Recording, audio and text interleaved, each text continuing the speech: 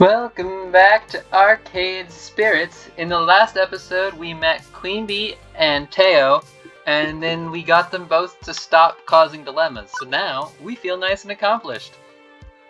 I was able to uphold the safety of the arcade and make a new friend. I say that's pretty good for my first day. Even Gavin's gotta be impressed, right? With that business sorted out, it's time to leave Showtime stage. Let's see, what to handle next? The irate customer near Mr. Moopy's Magic Maze. My mutant floor attendant senses detect danger from the left-hand side of the arcade. I quickly rush all of 30 feet to the scene of the crime, already in progress. Come on!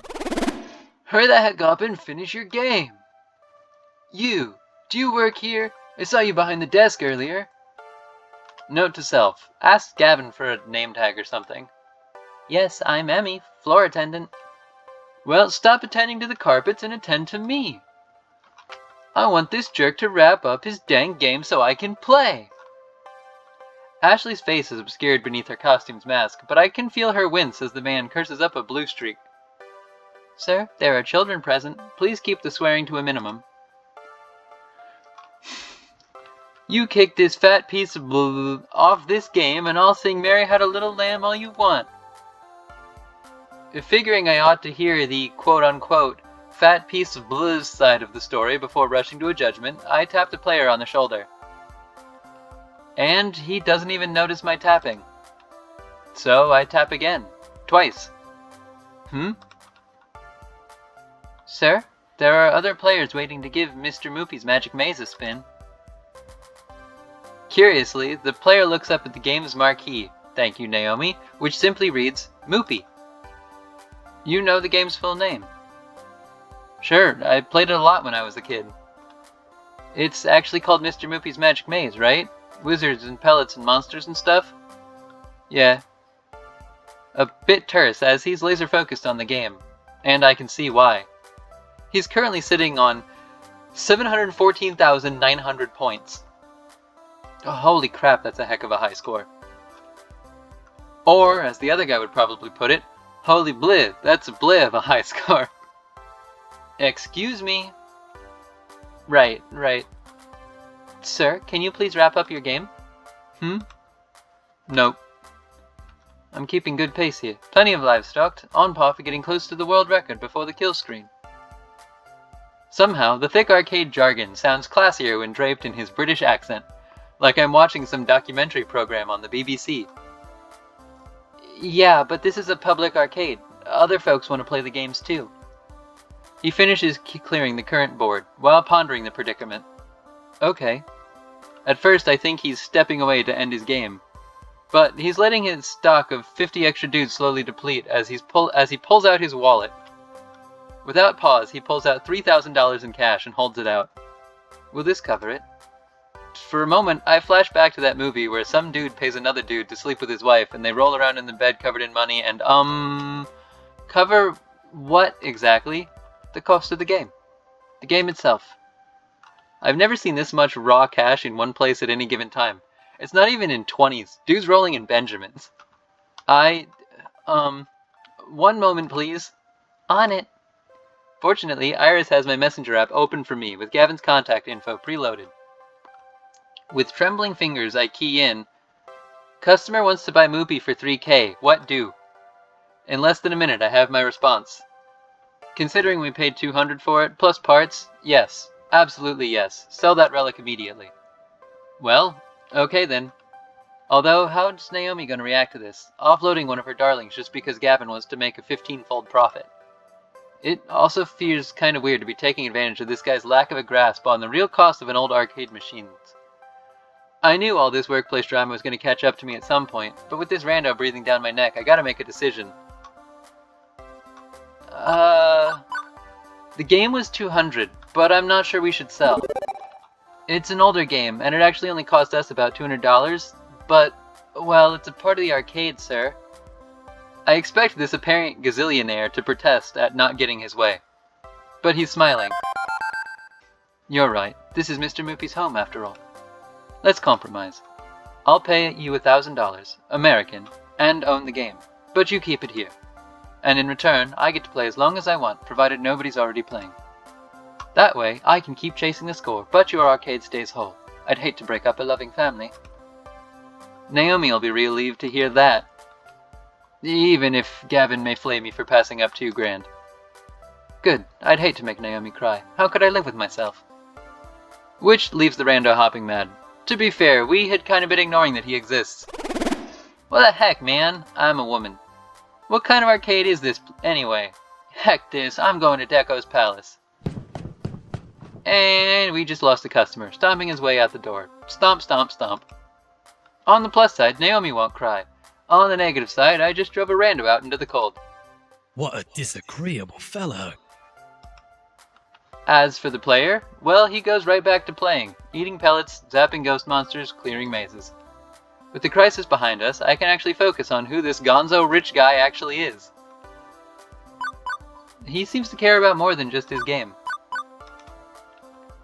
Take it from someone wallowing around in the lower tax brackets. The rich can do whatever they want, whenever they want.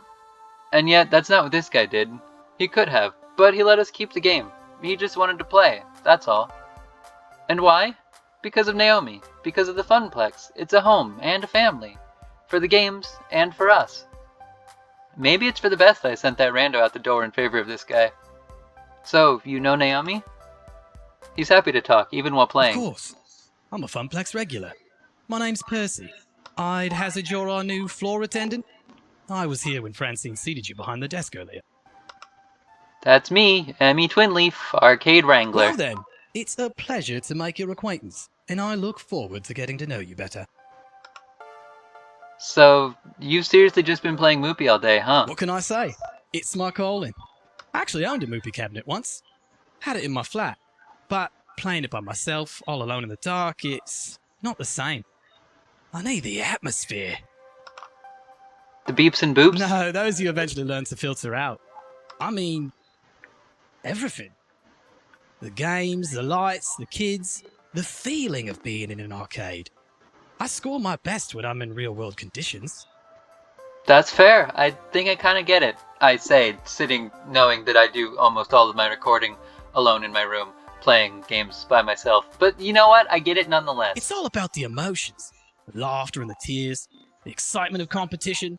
It's more fun if I'm playing a competitive game with a friend. It's more fun to play like LAN or couch co-op or whatever. Not, I guess it wouldn't be couch co-op if we're playing against each other, but any sort of cooperative or competitive game that I'm playing with people I know, it's more fun if you're in the same room than over the internet. I get it. I need that swirling chaos of human emotions around me to play at my finest.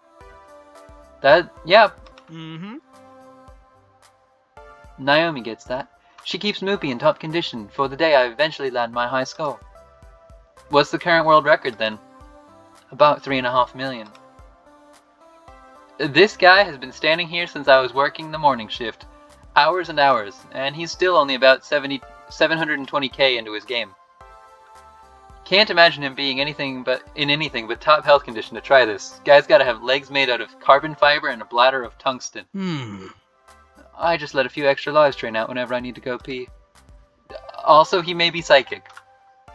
I feel like I should let him get back to his game, but burning questions, they burn like fire. How is it he can afford this game? You must have a solid job, good income. If you don't mind me commenting on it, that's a lot of money to just have on your person. What do you do for a living? This and that. He doesn't really seem to care to talk about his work. Not in a guarded way, it's just less interesting than his current maze. Maybe he's actually the head of an international diamond smuggling ring. They hide the stones inside arcade games. Day trading. Huh? Day trading, stocks and bonds. Anybody can do it if they have a head for the numbers. It's really nothing important. Or maybe he's a day trader. Don't think so. I don't feel people are defined by their work. I know the arcade is home to those who've made their passion into their work, but it's the passion that matters more. I've my passions, the same as anyone. I look forward to learning yours as well. When I'm not deep in the middle of a game, I mean. He's getting more and more distracted by the game. I should leave him be. I have to do a thing about a thing. Be seeing you, Miss Twinleaf. Yet another weird encounter in a string of weird encounters. By the end, he actually sounded more like the high-score junkies you hear about in documentaries. Obsessed, driven, kind of strange. But that's not the impression I had of him from the beginning. He smiled when talking about not splitting up the arcade. There's something more going on here. But, well, he's a Funplex regular. There'll be plenty of time to learn more later. I've got work to do. The arcade is now at peace. My work here is done. Well, actually, we're a few hours from closing time, so my work here isn't quite done, but, you know.